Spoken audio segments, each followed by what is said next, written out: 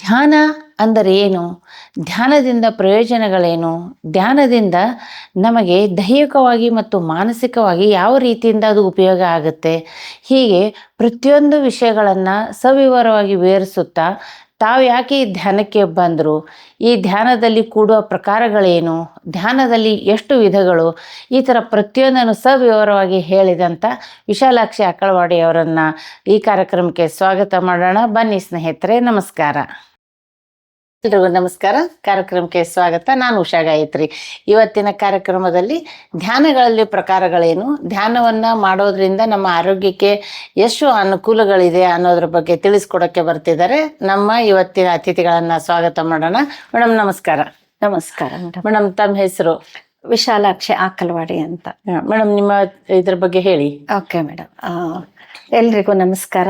ಮೊಟ್ಟ ಮೊದಲನೆಯದಾಗಿ ಜನ್ಮ ನೀಡಿದ ನನ್ನ ತಂದೆ ತಾಯಿಯರಿಗೆ, ನನ್ನ ಗುರುಗಳಾದ ಬ್ರಹ್ಮರ್ಷಿ ಪಿತಾಮಹ ಪತ್ರಿಜಿಯವರಿಗೂ, ನನಗೆ ಧ್ಯಾನವನ್ನು ಕಲಿಸಿದ ಮೊದಲ ಗುರುಗಳಾದ ಮನೋರಮಾ ಮೇಡಮ್ ಹಾಗೂ ಧ್ಯಾನದಲ್ಲಿ ಮಾರ್ಗದರ್ಶನ ಮಾಡ್ತಾ ಬಂದಿರುವ ಎಲ್ಲ ಪಿರಮಿಡ್ ಮಾಸ್ಟರ್ಸಿಗೂ, ನಮ್ಮ ಪ್ರೇಮ್ನಾಥ್ ಸರಿಗೂ ನನ್ನ ಪ್ರಣಾಮಗಳು ಹಾಗೂ ಧನ್ಯವಾದಗಳು.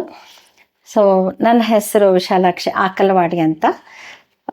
ನಾನು ಗೃಹಿಣಿ. ನಾನು ಈ ಧ್ಯಾನ ಮಾರ್ಗಕ್ಕೆ ಬಂದು 23 ವರ್ಷಗಳಾಯಿತು. 10 ವರ್ಷಗಳಿಂದ ಧ್ಯಾನ ಪ್ರಚಾರ ಕಾರ್ಯದಲ್ಲಿದ್ದೀನಿ. ಹುಬ್ಬಳ್ಳಿಯ ನೃಪತುಂಗ ಬೆಟ್ಟದಲ್ಲಿ ಎಲ್ರಿಗೂ ಗೊತ್ತಿದೆ, ಒಂದು ದೊಡ್ಡ ಧ್ಯಾನ ಮಂದಿರವನ್ನ ನಮ್ಮ ಸರ್ಕಾರದವರು ನಿರ್ಮಾಣ ಮಾಡಿದ್ದಾರೆ. ಅದು ಪ್ರಾರಂಭವಾದಾಗಿನಿಂದ ನಾನು ನಮ್ಮ ಮನೆಯವರು ಅಲ್ಲಿ ಧ್ಯಾನ ಸೇವೆಯನ್ನ ಸಲ್ಲಿಸ್ತಾ ಬಂದಿದ್ದೀವಿ. ಮೇಡಮ್, ನೀವು ಈ ಧ್ಯಾನಕ್ಕೆ ಬರೋಕೆ ಏನ್ ಕಾರಣ ಇರ್ಬೇಕು? ಏನಾದ್ರೂ ಇರ್ಬೇಕಲ್ಲ ಕಾರಣ, ಸುಮ್ಮನೆ ಯಾರು ಬರೋದಿಲ್ಲ ನಾವು. ಹೌದು ಮೇಡಮ್. ನೋಡಿ ಸ್ನೇಹಿತರೆ, ಸಂಕಟ ಬಂದಾಗ ವೆಂಕಟರಮಣ ಅಂತ ಹೇಳ್ತಾರೆ ಹಿರಿಯರು. ಹಿರಿಯರ ಗಾದೆ ಮಾತುಗಳೆಲ್ಲ ಎಷ್ಟು ಅರ್ಥಪೂರ್ಣ. ಹಾಗೆ ಆರೋಗ್ಯವೇ ಮಹಾಭಾಗ್ಯ ಅಂತ ಕೂಡ ಹೇಳಿದ್ದಾರೆ.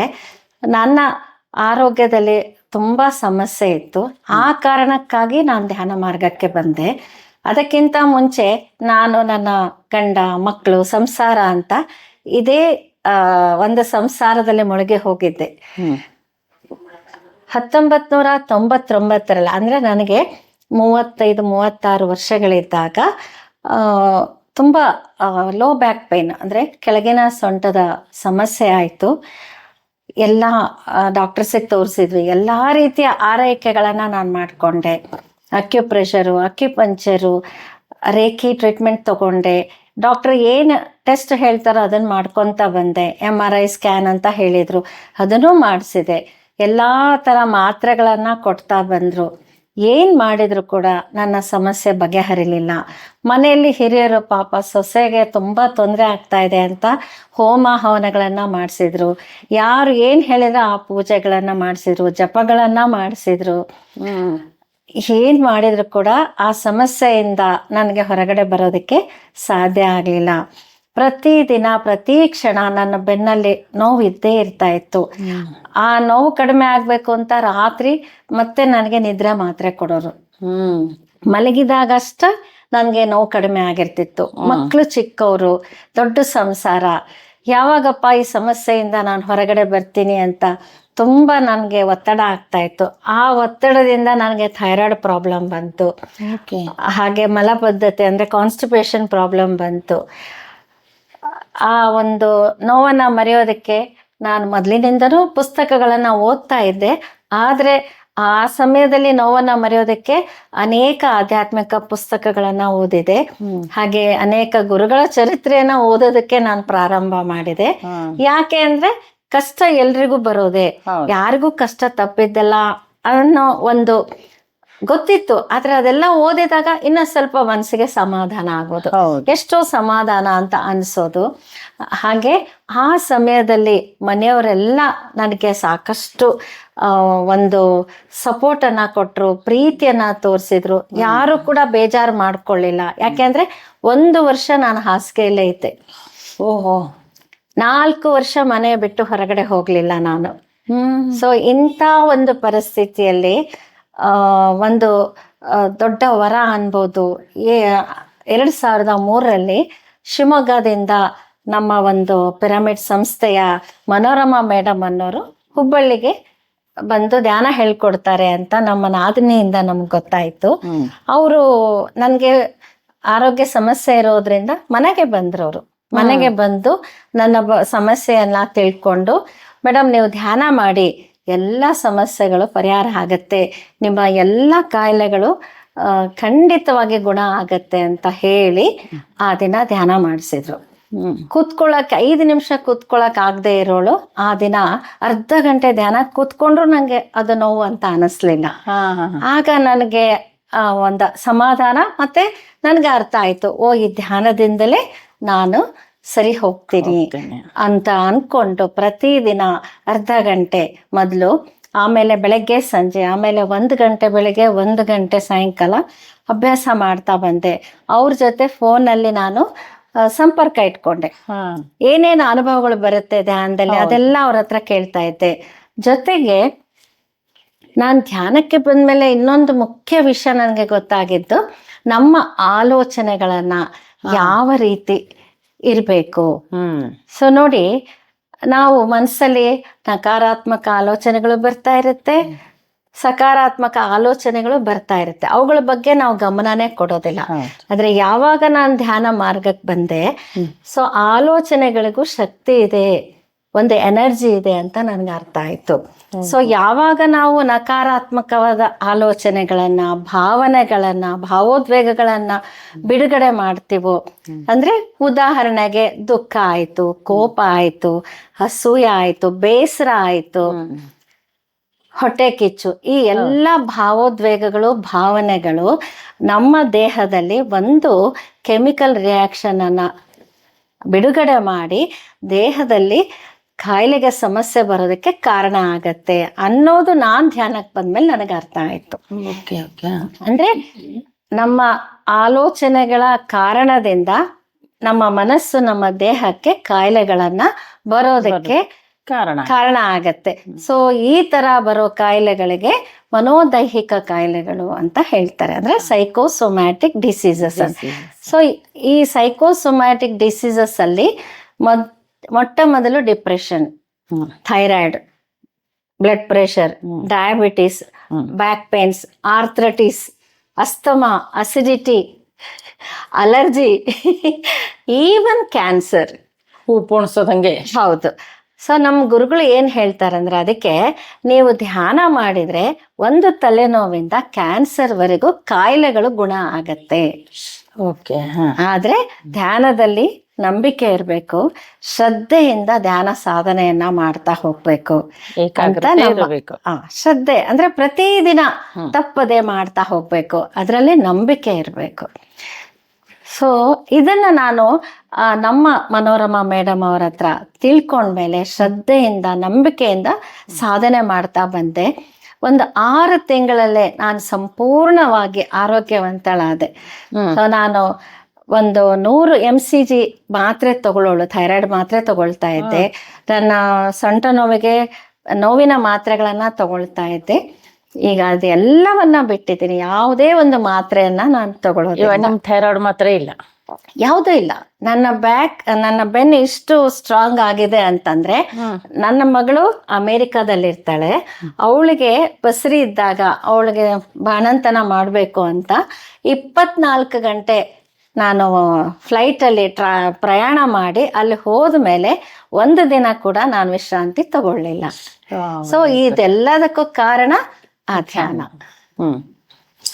ಎಷ್ಟು ಖುಷಿ ಇದೆ ನಿಮ್ಗೆ ಆ ಧ್ಯಾನದ ಬಗ್ಗೆ? ಅಯ್ಯೋ ಮೇಡಮ್, ಬರೀ ಕಾಯಿಲೆಗಳು ಮಾತ್ರ ಅಲ್ಲ, ನನಗೆ 19 ವಯಸ್ಸಿಗೆ ತಾಯಿನ ಕಳ್ಕೊಂಡೆ. ನಾನು ತಾಯಿನ ಕಳ್ಕೊಂಡ್ಮೇಲೆ ಯಾವ ರೀತಿ ನೋವಿರುತ್ತೆ, ಸ್ವಭಾವಗಳು ಯಾವ ರೀತಿ ಆಗುತ್ತೆ ನಿಮಗೆ ಗೊತ್ತಿದೆ. ಅಂದ್ರೆ ಆತ್ಮವಿಶ್ವಾಸದ ಕೊರತೆ ತುಂಬಾ ಇತ್ತು ನನಗೆ, ತುಂಬಾ ಭಯ ಇತ್ತು. ಯಾರು ಮಾತಾಡಿದ್ರು, ಜೋರಾಗಿ ಮಾತಾಡಿದ್ರೆ, ತಪ್ಪು ಮಾಡದೇ ಇದ್ರು ಇಲ್ಲಿ ನನ್ ಕೈಕಾಲು ನಡುಕ್ತಾ ಇತ್ತು. ಅಯ್ಯೋ ಅವ್ರೇನು ಅಂದ್ಬಿಡ್ತಾರೋ ಏನೋ, ಆ ತರ ಸ್ಟೇಜ್ ಫಿಯರ್ ಅಂತೂ ಸಿಕ್ಕಾಪಟ್ಟೆ. ಮನೆಯಲ್ಲೇ ನಿಂತ್ಕೊಂಡು ಮಾತಾಡಿದ್ರೆ ವಾಯ್ಸ್ ಬರ್ತಾ ಇರ್ಲಿಲ್ಲ ನನ್ಗೆ. ಇದೆಲ್ಲ ನನ್ಗೆ ಮಾನಸಿಕವಾದ ತೊಂದರೆಗಳಿತ್ತು. ಈ ಎಲ್ಲ ತೊಂದರೆಗಳು ಕೂಡ ನನಗೆ ಧ್ಯಾನ ಮಾರ್ಗಕ್ಕೆ ಬಂದ್ಮೇಲೆ ಎಲ್ಲನೂ ಸರಿಯಾಗಿದೆ. ಈಗ 1,000 ಜನನ ನನ್ನ ಮುಂದೆ ಕೂಡಿಸಿ ನಾನು ಧೈರ್ಯವಾಗಿ ಮಾತಾಡಬಲ್ಲೆ. ಸೊ ಇದೆಲ್ಲ ಕ್ರೆಡಿಟ್ ಧ್ಯಾನಕ್ಕೆ ಹೋಗ್ಬೇಕು.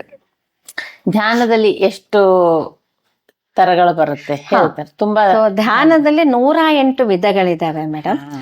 108 ವಿಧಗಳು ಎಲ್ಲಾನು ಯಾವುದೇ ಒಂದು ಪದ್ಧತಿಯನ್ನ ನಾವು ಅನುಸರಿಸಿದ್ರು ಕೂಡ ಕೊನೆಯಲ್ಲಿ ಆಗ್ಬೇಕಾಗಿರೋದು ಆಲೋಚನಾ ರಹಿತ ಸ್ಥಿತಿ. ಅಂದ್ರೆ ಮನಸ್ಸು ಶೂನ್ಯ ಆಗ್ಬೇಕು. ಯಾವುದೇ ಧ್ಯಾನ ತಗೊಳ್ಳಿ, ಕೆಲವೊಬ್ರು ಹೀಗ್ ಊಟ ಮಾಡ್ತಾರೆ, ಕೆಲವೊಬ್ರು ಹೀಗೆ ತುತ್ತು ತಗೊಂಡ್ರು, ಆದ್ರೆ ಹೋಗ್ಬೇಕಾಗಿರೋದು ಬಾಯಿಗೆ. ಅಂದ್ರೆ ಧ್ಯಾನದಲ್ಲಿ ನಮ್ಗೆ ಒಳ್ಳೆಯ ಪರಿಣಾಮಗಳು ಸಿಗ್ಬೇಕು ಅಂತಂದ್ರೆ ಆಲೋಚನಾ ರಹಿತ ಸ್ಥಿತಿಗೆ ನಾವು ಹೋಗ್ಬೇಕು.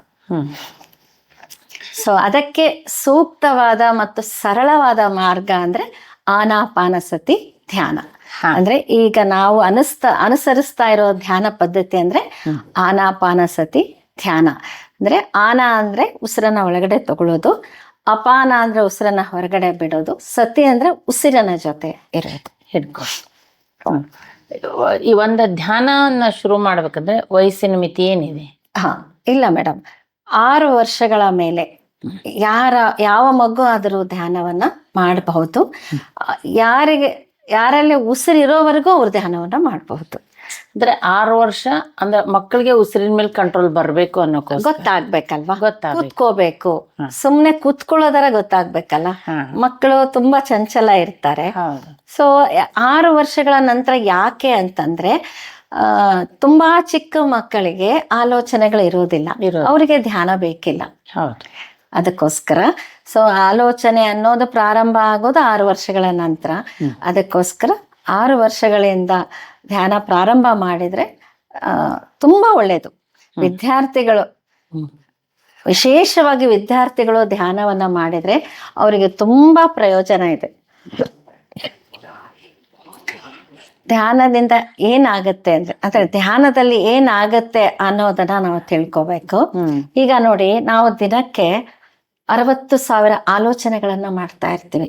ಇದು ನಾನ್ ಹೇಳಿರೋದಲ್ಲ, ಡಾಕ್ಟರ್ ಟೋನಿ ಹಂಗ್ರಿ ಅನ್ನೋರು the power of negative thinking ಅನ್ನೋ ಪುಸ್ತಕದಲ್ಲಿ ಬರೆದಿದ್ದಾರೆ. ಈಗ ಸತತವಾಗಿ ನಾವು ಆಲೋಚನೆಗಳನ್ನ ಮಾಡ್ತಾ ಇದ್ದಾಗ ನಮಗೆ ವಿಶ್ವಶಕ್ತಿ ಸಿಗೋದಿಲ್ಲ. ನಮ್ಗೆ ಆ ವಿಶ್ವಶಕ್ತಿ ಸಿಗಬೇಕು ಅಂತಂದ್ರೆ ನಮ್ಮ ಮನಸ್ಸು ಸಂಪೂರ್ಣವಾಗಿ ಶೂನ್ಯವಾಗಿರ್ಬೇಕು, ಶೂನ್ಯವಾಗಿರ್ಬೇಕು, ಆಲೋಚನಾ ರಹಿತ ಸ್ಥಿತಿಯಲ್ಲಿರ್ಬೇಕು. ಯಾವಾಗ ಮನಸ್ಸು ಆಲೋಚನಾ ರಹಿತ ಸ್ಥಿತಿಯಲ್ಲಿರುತ್ತೋ ಆಗ ನಮ್ಗೆ ಆ ವಿಶ್ವಶಕ್ತಿ ಸಿಗುತ್ತೆ. ಅದು ನಮ್ಗೆ ಮಲಗಿದಾಗ ಆ ವಿಶ್ವಶಕ್ತಿ ಸಿಗುತ್ತೆ. ಯಾಕಂದ್ರೆ ಮಲಗಿದಾಗ ನಾವು ಆಲೋಚನಾ ರಹಿತ ಸ್ಥಿತಿಯಲ್ಲಿ ಇರ್ತೀವಿ. ಆದ್ರೆ ನಾವು ತಗೊಂಡಿರೋ ಒಂದು ಆ ಶಕ್ತಿಗೂ ನಾವು ಬಳಸೋ ಶಕ್ತಿಗೂ ತುಂಬಾ ವ್ಯತ್ಯಾಸಗಳಾದಾಗ ನಮ್ಗೆ ದೇಹದಲ್ಲಿ ಶಕ್ತಿ ಕಡಿಮೆ ಆಗಿ ಕಾಯಿಲೆಗಳು ಬರುತ್ತೆ. ಸೊ ಯಾವ ರೀತಿ ನಮ್ಮ ಶಕ್ತಿಯನ್ನ ನಾವು ಪ್ರತಿದಿನ ಕಳ್ಕೊಂತಾ ಇದ್ದೀವಿ ಅಂದ್ರೆ ಮಾತನಾಡ್ತೀವಿ, ಕೆಲಸಗಳನ್ನ ಮಾಡ್ಕೊಳ್ತೀವಿ. ನಮ್ಮ ಕಣ್ಣಿಂದ 80% ಎನರ್ಜಿ ಹೋಗುತ್ತೆ. ನೋಡಿ, ಇಡೀ ದಿನ ಮೊಬೈಲ್ ಅಂತ ನೋಡ್ತೀವಿ, ಟಿವಿ ಅಂತ ನೋಡ್ತೀವಿ. ಎಷ್ಟೆಷ್ಟು ನಮ್ಮ ಕಣ್ಣಿನ ಶಕ್ತಿಯನ್ನ ನಾವು ಕಳ್ಕೊಳ್ತಾ ಇರ್ತೀವಿ. ಅದರ ಜೊತೆಗೆ ನಾವು ಆಲೋಚನೆಗಳನ್ನು ಸತತವಾಗಿ ಮಾಡ್ತಾ ಇರ್ತೀವಿ. ಯಾಕೆಂದ್ರೆ ಅವುಗಳನ್ನ ಯಾವ ರೀತಿ ಹಿಡಿತದಲ್ಲಿ ಇಟ್ಕೋಬೇಕು ನಮ್ಗೆ ಗೊತ್ತಿಲ್ಲ, ನಮ್ಗೆ ಯಾರು ಹೇಳಿಲ್ಲ. ಸೊ ಯಾವಾಗ ನಾವು ಅದರಿಂದ ರಾತ್ರಿ ಮಲಗಿದಾಗ ನಾವು ತಗೊಳ್ಳೋ ಒಂದು ಶಕ್ತಿಗೂ ಬಳಸೋ ಶಕ್ತಿಗೂ ಹೆಚ್ಚು ಕಡಿಮೆ ಆಗ್ತಾ ಹೋಗುತ್ತೆ. ಕ್ರಮೇಣ ತುಂಬಾ ವ್ಯತ್ಯಾಸವಾಗಿ ದೇಹದಲ್ಲಿ ಅಲ್ಲಲ್ಲಿ ಕಾಯಿಲೆಗಳು ಬರೋದಕ್ಕೆ ಪ್ರಾರಂಭ ಆಗುತ್ತೆ. ಸೊ ಧ್ಯಾನಕ್ಕೆ ಕೂತ್ಕೊಂಡಾಗ ನಾವು ನಮ್ಮ ಆನಾಪಾನಸತಿ ಧ್ಯಾನದಲ್ಲಿ ಉಸಿರಿನ ಕಡೆ ಗಮನ ಕೊಡ್ತೀವಿ. ಯಾವುದೇ ಮಂತ್ರ ಇಲ್ಲ, ಯಾವ ದೇವ್ರು, ಯಾವ ಗುರು ಸ್ಮರಣೆ ಮಾಡೋದಿಲ್ಲ. ಯಾಕೆಂದ್ರೆ ಇಲ್ಲಿ ಮನಸ್ಸನ್ನ ನಾವು ಶೂನ್ಯ ಮಾಡ್ಬೇಕಾಗಿದೆ. ಸೊ ಕಣ್ಣು ಮುಚ್ಚಿದ ತಕ್ಷಣ ನಮ್ಗೆ ಆಲೋಚನೆಗಳು ಬರೋದಕ್ಕೆ ಪ್ರಾರಂಭ ಆಗತ್ತೆ. ಆಗ ನಮ್ಮ ಉಸಿರಿನ ಕಡೆ ಗಮನ ಕೊಡ್ಬೇಕು. ಸೊ ಉಸಿರನ್ನ ಯಾವಾಗ ಗಮನಿಸ್ತೀವಿ, ಮನಸ್ಸಲ್ಲಿ ಯಾವಾಗ್ಲೂ 2 ಇರೋದಿಲ್ಲ, ಯಾವ್ದಾದ್ರೂ ಒಂದಿರುತ್ತೆ. ಇಲ್ಲ ಆಲೋಚನೆ ಇರುತ್ತೆ, ಅದು ಹೋಗ್ಬೇಕಂದ್ರೆ ಅದರ ಗಮನನ ನಾವು ಇನ್ನೊಂದ್ ಕಡೆ ಕೊಡ್ಬೇಕಾಗತ್ತೆ. ನಾವು ಉಸಿರಿನ ಕಡೆ ಗಮನ ಕೊಟ್ಟಾಗ ಮನಸ್ಸಲ್ಲಿ ಆಲೋಚನೆಗಳು ಹಿಂದೆ ಹೋಗ್ತವೆ. ಸೊ ಪೂರ್ತಿ ಖಾಲಿ ಆದಾಗ, ಅಂದ್ರೆ ಒಂದೇ ಸಲ ಮನಸ್ಸು ಖಾಲಿ ಆಗೋದಿಲ್ಲ. ಆ ಮನಸ್ಸು ಪೂರ್ತಿ ಖಾಲಿ ಆದಾಗ ವಿಶ್ವಶಕ್ತಿ ನಮ್ಮ ಸಹಸ್ರಾರದಿಂದ ನಮ್ಮ ದೇಹದೊಳಗೆ ಬರೋದಕ್ಕೆ ಪ್ರಾರಂಭ ಆಗುತ್ತೆ. ಅದು ಮೊದಲು ಕೂತ್ಕೊಂಡಾಗ ಕೆಲವು ಸೆಕೆಂಡ್ಗಳು, ಹಾಗೆ ಸಾಧನೆ ಮಾಡ್ತಾ ಮಾಡ್ತಾ ಕೆಲವು ನಿಮಿಷಗಳು ಆಲೋಚನೆ ಬರ್ತಾ ಇರುತ್ತೆ, ಹೋಗ್ತಾ ಇರುತ್ತೆ. ಆದ್ರೂ ಕೂಡ ಅದು ಯಾವಾಗ ಖಾಲಿ ಆಗುತ್ತೆ ಅವಾಗ ವಿಶ್ವಶಕ್ತಿ ನಾವು ತಗೊಳ್ತೀವಿ. ಸೊ ಹೀಗೆ ನಾವು ಸಾಧನೆ ಮಾಡ್ತಾ ಮಾಡ್ತಾ ತುಂಬಾ ಹೊತ್ತು ಧ್ಯಾನಕ್ಕೆ ಕೂತ್ಕೊಂಡಾಗ ನಮ್ಗೆ ಹೆಚ್ಚಿನ ವಿಶ್ವಶಕ್ತಿ ಬಂದು ನಮ್ಗೆ ಎಲ್ಲಿ ಕಡಿಮೆ ಆಗಿರುತ್ತೋ ದೇಹದಲ್ಲಿ ಆ ವಿಶ್ವಶಕ್ತಿ ಅಲ್ಲಿ ತುಂಬಿಕೊಂಡು ನಮ್ಮ ಕಾಯಿಲೆಗಳು ಗುಣ ಆಗತ್ತೆ. ಈಗ ಎಷ್ಟರ ಮಟ್ಟಿಗೆ ನಿಮ್ಮ ಕಾಯಿಲೆ ಗುಣಗಳಿದೆ?